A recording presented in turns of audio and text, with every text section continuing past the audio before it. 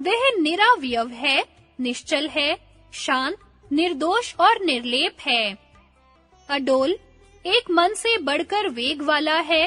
गीता में इसके विस्तार के साथ वर्णन है, जैसे यह आत्मा अछेद्य है, यह आत्मा अदाह्य, अक्लेद्य और अशोष्य है, तथा यह आत्मा निसंदेह नित्य सर्वव्यापक, अचल, स्थिर रहने वाला और सनातन है। वास्तव में संपूर्ण कर्म प्रकृति के गुणों द्वारा किए हुए हैं, तो भी अहंकार से मोहित हुए अंतःकरण वाला पुरुष मैं करता हूँ ऐसा मान लेता है। परंतु हे महाबाहो, गुण विभाग और कर्म विभाग के तत्वों को जानने वाला ज्ञानी पुरुष संपूर्ण गुण गुणों में बरत रहे हैं ऐसा मानकर आसक्त नहीं होता।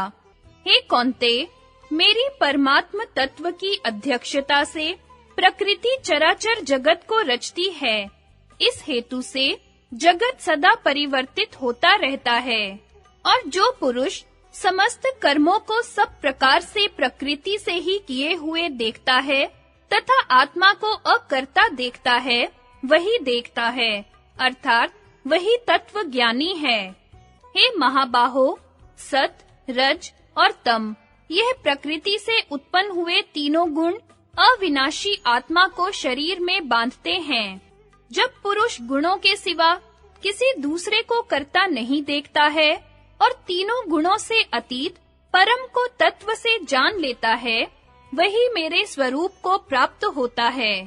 देह का स्वामी इन स्थूल, सूक्ष्म और कारण शरीर की उत्पत्ति के कारण तीनों गुणों को उल्लंघन करके जन्म, मृत्यु और बुढ़ापे के दुखों से मुक्त होकर अमृत को प्राप्त होता है।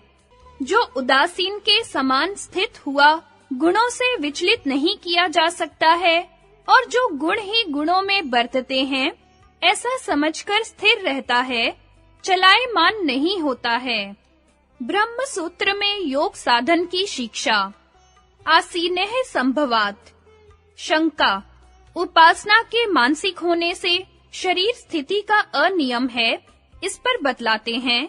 समाधान, उपासना किसी आसन से बैठकर करनी चाहिए, क्योंकि एक प्रत्यय का प्रवाह करना उपासना है और उसका चलते या दौड़ते हुए पुरुष में संभव नहीं है, क्योंकि गति आदि चित्त में विक्षेप करने वाले हैं। खड़े रहने वाले का भी मन देह के धारण करने में व्यग्र रहता है, इसलिए वह सूक्ष्म वस्तु के निरीक्षण करने में समर्थ नहीं होता। लेटे हुए का मन भी संभव है कि अकस्मात ही निद्रा से विवश हो जाए, किंतु बैठा हुआ पुरुष इस प्रकार के बहुत से दोषों का परिहार भली भांति कर सकता है, इसलिए उस उपासना का होना संभव है।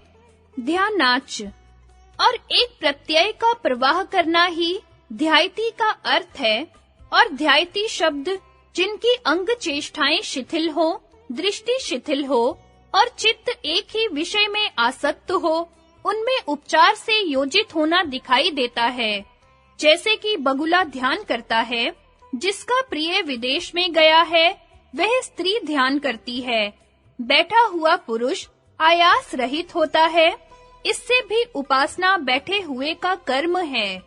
और ध्यायति पृथ्वी, इस श्रुति में पृथ्वी आदि में अचलत्व की अपेक्षा से ही ध्यायति शब्द का प्रयोग होता है, और वह उपासना बैठे हुए का काम है। इसमें लिंग है। पवित्र देश में अपना स्थिर आसन स्थापित करके इत्यादि स्मृति वचन से शिष्ट लोग उपासना के अंग रूप से आसन का विधान करते हैं। इसी से योग शास्त्र में पद्मक आदि आसनों का उपदेश है। विशेषता न पाए जाने से जहाँ चित्त एकाग्र हो सके, उसी देश में बैठकर समाधि लगावे अथवा उपासना करे। अर्थात समाधि अथवा उपासना का संबंध चित्त वृत्ति निरोध से है, किसी दिशा, काल और देश विशेष से नहीं। जिस दिशा, देश या काल में उपासक का मन सहज ही एकाग्र हो, उसी दिशा आदि में उपासना करनी चाहिए, क्योंकि पूर्व दिशा, पूर्वांग, पूर्व देश की और निम्न स्थान आदि के समान यहाँ विशेष का श्रवण नहीं है, क्योंकि अभीष्ट एकाग्रता सर्वत्र तुल्य है।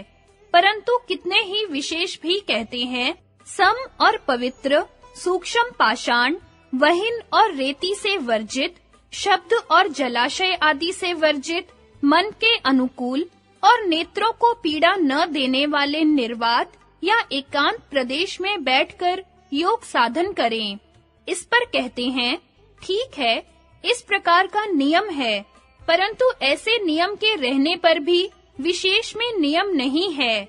ऐसा सुहृद होकर आचार्य कहते हैं, मन के अनुकूल यह श्रुति जहाँ एकाग्रता है, वहीं ऐसा इतना ही दिखलाती है।